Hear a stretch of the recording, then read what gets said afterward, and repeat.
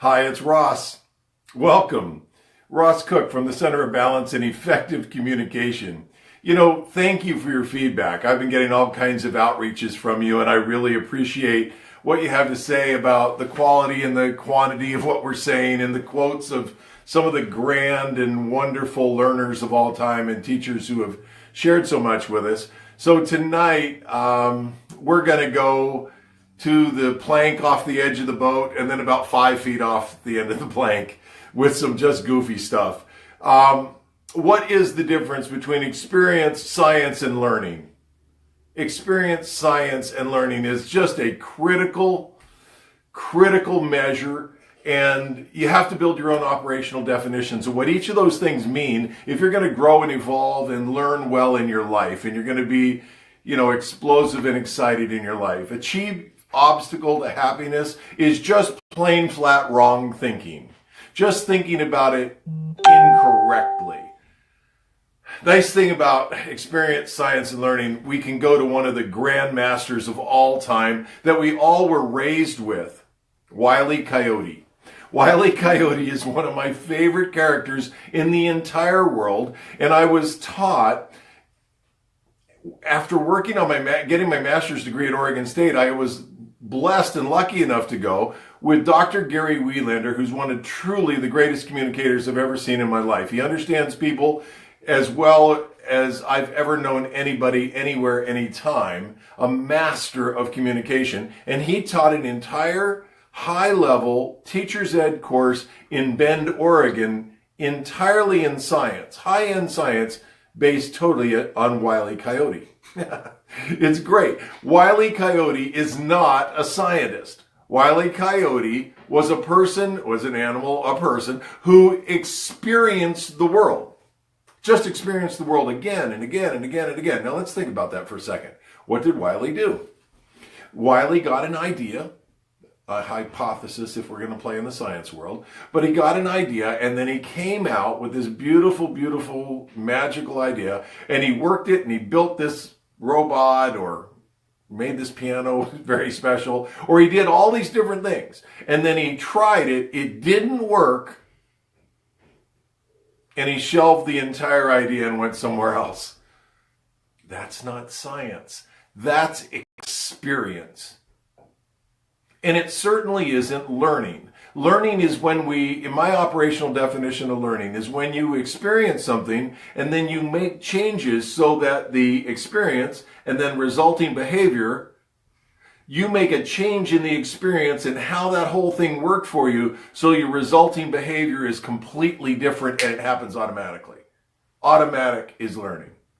You don't have to sit down and think, well, no, automatically, boom, it comes on. And that's why I'm so blessed to have been working in our balancing world for 26 years now. When you have a fear, a concern, a worry, or whatever, we take you through balances. And when we attempt to bring up those same causal stimuli, those same experiences, they are instantly and completely different. It's not an accident. It's how we have to heal the difference of journeying and pushing out as we do when we're young, and learning to be masters by learning to vision, quest, and journey within. Experience, science, and learning. Science is, I have a hypothesis. I get a big idea, and then I attempt to do something, kind of like Wile E. would do. And if Wile E. needed to be a scientist, he would then adjust the falling piano a little bit. He would adjust the robot or the arm that reached out. He would adjust it a little bit, try it again. Okay, and that would make him a scientist. His hypothesis adjusted, new experience, do it again, adjust. Now, that brings us to a big problem when it comes to change and people attempting to heal their lives. Most people experience something and then they think they're trying to change it when they just try it again the same way. More energy, more focus, happens more frequently, with more power. It's the same thing. And you're going to get what? The same results that hurt a little bit more because they're more intense. You've got to learn to do it slightly differently. Never accept shallow answers to life. Seek deeper truths. always seek deeper truths. So you just can't keep going with the same experiences. I could maybe go into science some, but you've got to find a way to change it so that you are getting automatic learned changes and behaviors right away. Does that make sense? You have to do it differently. Wile E. Coyote, what a beauty. One great thing about Wile E. Coyote that we all can learn from is he had a short memory, right? He just did it once and didn't work. He just went right back instantly again.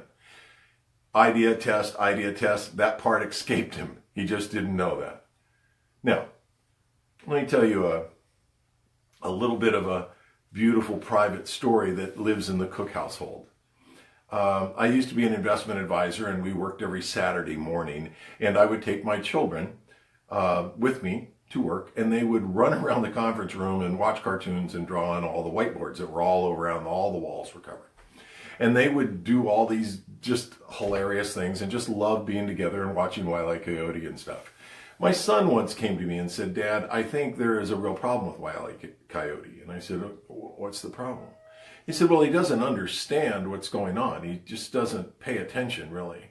And I thought, well, what would you teach Wile E. Coyote then differently? What would you ask him to do differently if you wanted him to be more successful? And my son said, if he would only take the time, you've seen, Dad, when he draws a little sign and the roadrunner comes up and kind of looks at the sign and then eats the food or whatever's put in front of him and runs off. Well, that's a natural response. He sees it, he eats it, he takes off. He said if Wile E. Coyote would only take time to teach the roadrunner to read, the roadrunner always stopped at the sign. If he would only take time to teach the roadrunner to read, the roadrunner would read longer, and he could catch him anytime he wanted. Wow, we need to think outside the box. We need to think differently if we're going to grow differently. Let's not just pile on experience upon experience that gets us the same results faster and harder and more harshly in our life. We've all known people who marry or date the same person again and again and again, and the first relationship lasts 15 years, then 10 years, then 7 years, then 3 years, and then they can look at each other across a room and go, ooh, Let's do it differently. Wile E. Coyote was not a scientist. Let's do it a little weller. Let's do it slightly differently. Let's learn to journey within. And let's absolutely understand the two rules. Never accept a shallow answer to any of your life questions. Dig deeper. Dig deeply all the time. And that means you have to go within. When we're kids, we push out. That's how we find our space. But as adults, as people are really attempting to become masters of this mind, body, and spirit and cooperate with the universe and do it differently, we're going to have to not take the shallow snap answer. We're going to have to experience it differently on the inside. And remember that the chief obstacle to any happiness at any level you're going to want to have is just wrong thinking. Ernest Holmes, the brilliant philosopher and writer, said, look, you may have had a drug addiction, or you may have had tough relationships, or you may have had terrible things happen to you. And he would say, I understand and I can appreciate that was horrible. He would also then say, you just didn't understand the law of the universe.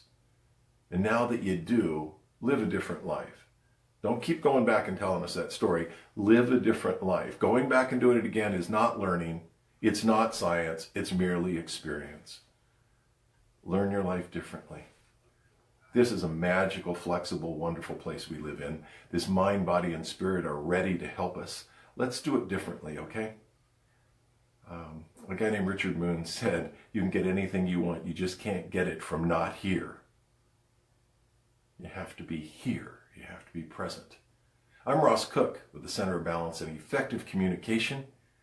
Go out and do it slightly differently today, tomorrow, this evening.